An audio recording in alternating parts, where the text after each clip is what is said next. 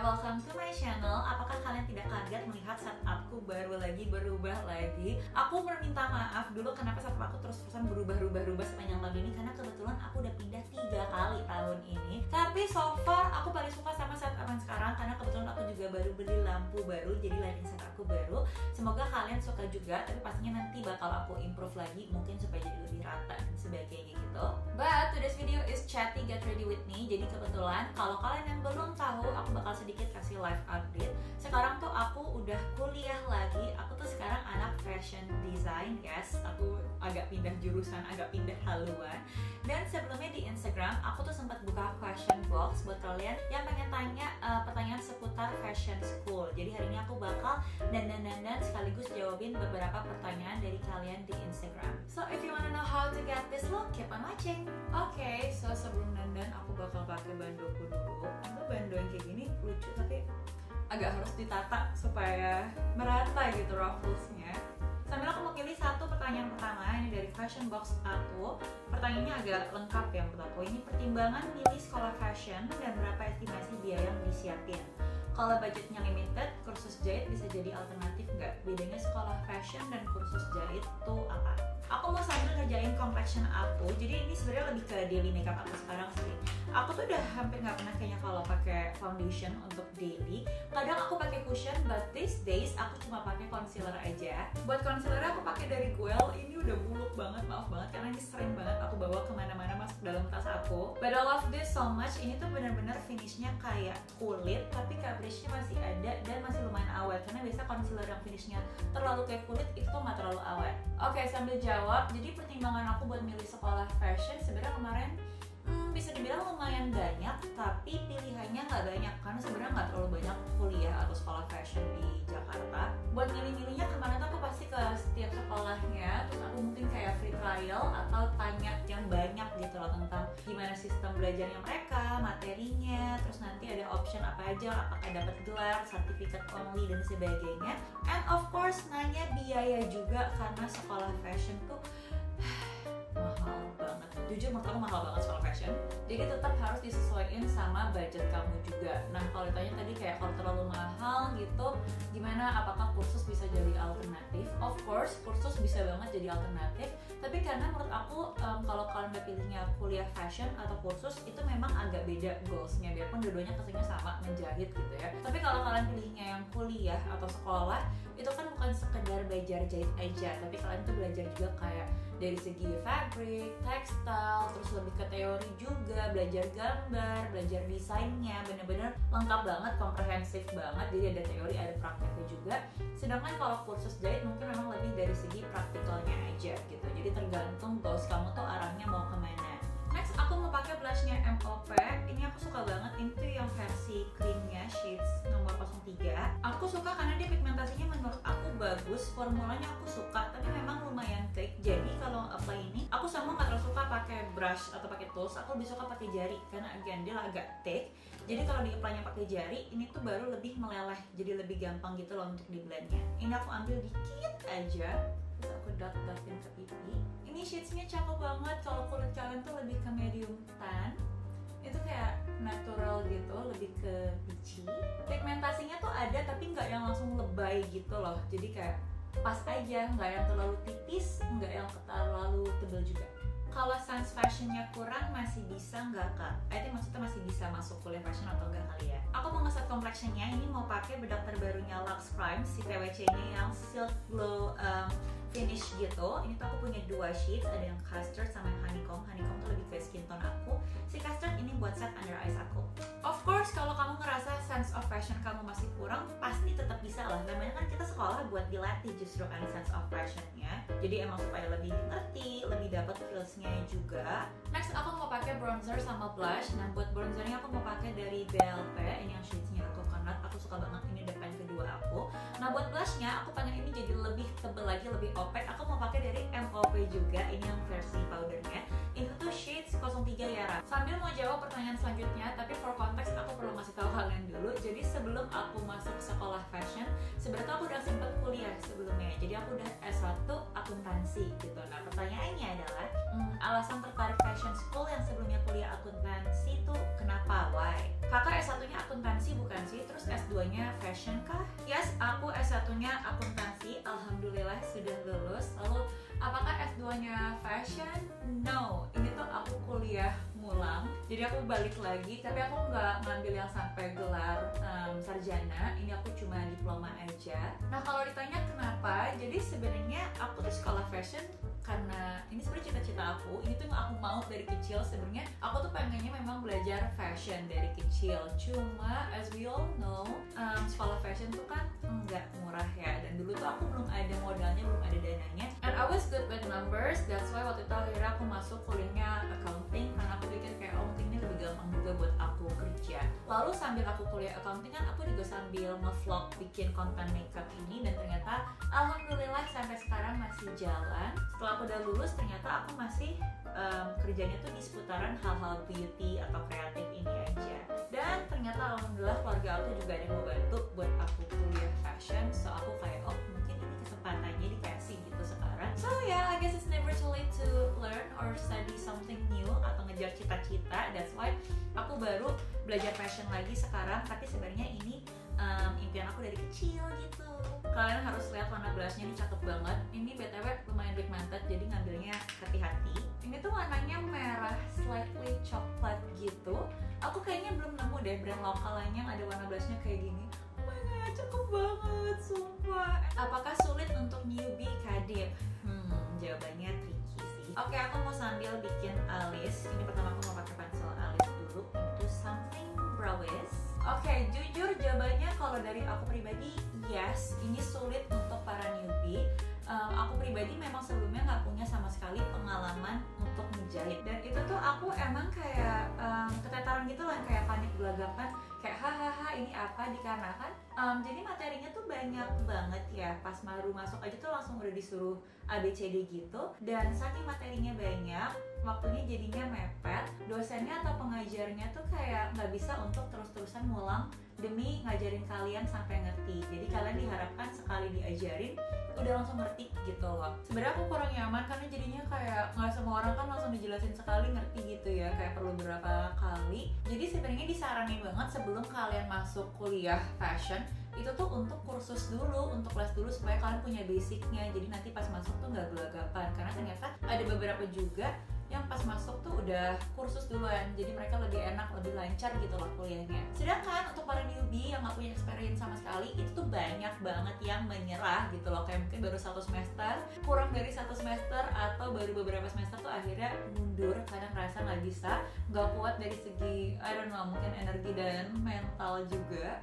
Next aku mau set alis aku, itu brow mascara favorite aku currently, ini dari brand lokal namanya Ruhi Diary. Jadi ini tuh transparent gitu, tuh ini tuh kayak gitu misalnya putih tapi ini transparan, dan dia tuh ada fibernya. Ini bener-bener kayak lem buat alis, karena sekalinya kalian udah apply terus dia ngeset udah nggak gerak-gerak. Ini lihat hasilnya beda banget, ini alisnya jauh lebih fluffy, sedangkan ini kayak masih flat, beda banget. Buat eyeshadow aku mau nyobain eyeshadow palette terbaru, ini dari Base. Aku belum pakai, bener-bener kayak baru coal-coal aja, jadi masih rapi banget, masih bersih. Mereka tuh punya 2 varian, ini yang aku pakai namanya Gleaming Nude, kayak lebih ke bronze-ish gitu.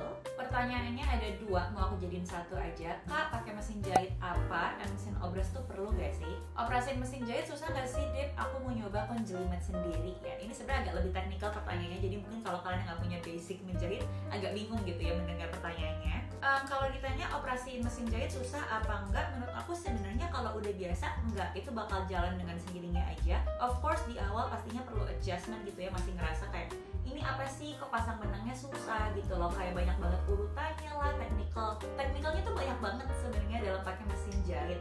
Dan mesin jahit yang industrial sama mesin jahit portable yang biasanya punya di rumahan itu juga beda. Jadi tips aku sebenarnya lebih ke sering-sering praktek aja sih, ngejahit terus-terusan, nanti lama-lama kamu udah bakal hafal sendiri, kayak punya muscle memorinya gitu. Buat mesin jahit yang aku pakai sebenarnya kan variasinya ada banyak ya. Kalau di kampus tuh kita dikasih yang mesin industrial, mereknya beda-beda, of course mungkin ada yang Juki, ada yang Brother, ada yang Jangan dan sebagainya. Kalau kamu pengen nanya aku tuh maksudnya kayak minta rekomendasi mesin jahit, jujur aku masih belum berani jawab karena aku juga baru di sini. Tapi kalau mesin portable, aku sendiri punya di rumah tuh yang mereknya Brother, and I like it so far. Nanti aku bakal masukin tipe variannya apa di sini deh supaya kamu tahu apa yang aku pakai. Mesin obras tuh perlu nggak sih?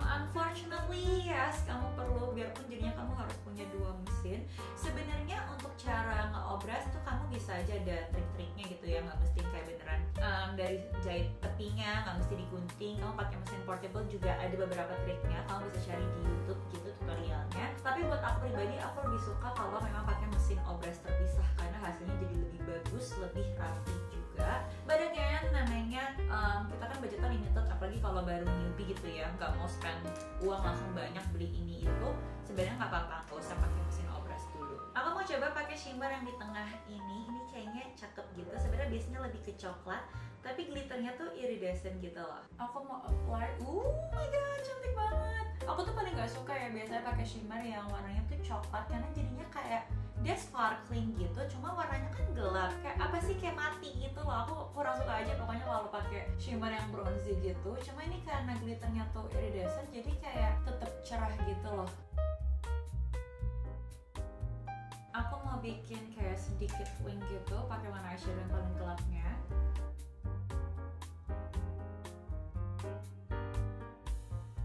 For mascara, aku mau pakai ini terbaru dari Rose All Day, jadi variasi dari Thunder Lash mereka yang namanya itu Hyper Length Mascara. Ini tuh natural banget, bener-bener kayak nggak ada clumps-nya gitu, cuma bikin bulu mata jadi kelihatan lebih panjang. Tapi sebenarnya kalau dibilang hyper length, aku nggak tahu ya, aku sih nggak ngerasain kayak bener-bener jadi panjang banget gitu. But I like it untuk daily karena dia nggak ada clumps-nya, terus nggak nempel satu sama lain gitu loh, bener-bener kayak kepisah-pisah gitu.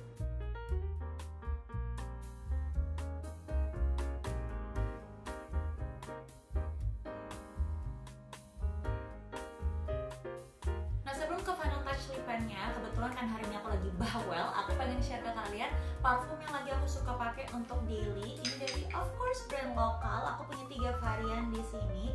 Ini tuh dari brand lokal mereknya Gean. So hopefully aku hari ini bisa ngasih tahu kalian buying guides kalau kalian pengen beli parfumnya Gean tuh kira-kira cocoknya yang mana. Kenapa aku suka? Karena menurut aku wanginya unik, khas, nggak yang terlalu pasaran gitu ya, ada khasnya sendiri, tapi harganya affordable banget, harganya merakyat dan isinya tuh banyak. Ini 100 ml gak bakal habis-habis. Bahkan ini aku udah pakai sering banget loh deh. Berkurangnya segini doang. Pertama aku mau bahas yang favorite aku sih Fast Intense, dan ini emang yang paling laku juga. Ini menurut aku yang bikin pinter sih. Sebenarnya tuh wanginya lebih dominan wangi peach, jadi wangi buah gitu ya. Aku pribadi sebenarnya bukan a big fan of parfum yang wanginya tuh buah, karena biasanya kayak impression yang aku dapat tuh terlalu segar, terlalu kekanak-kanakan. But this one is not. Jadi di awal memang lebih dominan wangi peach, wanginya tuh segar, tapi ada hint skinsanya. Jadi wangi dominan segar buahnya tuh bukan yang kayak terlalu manis gitu loh. Masih unisex, nggak terlalu kayak leading to feminine atau masculine gitu. Ada sedikit banget hint floralnya, tapi tipis banget, dan lama-lama dress down-nya tuh jadi lebih musky, velvety, peachy gitu. Makanya aku suka banget, dan ini masih enak banget buat dipakai panas-panasan. Karena kebetulan semenjak kuliah aku tuh sering banget naik kendaraan umum.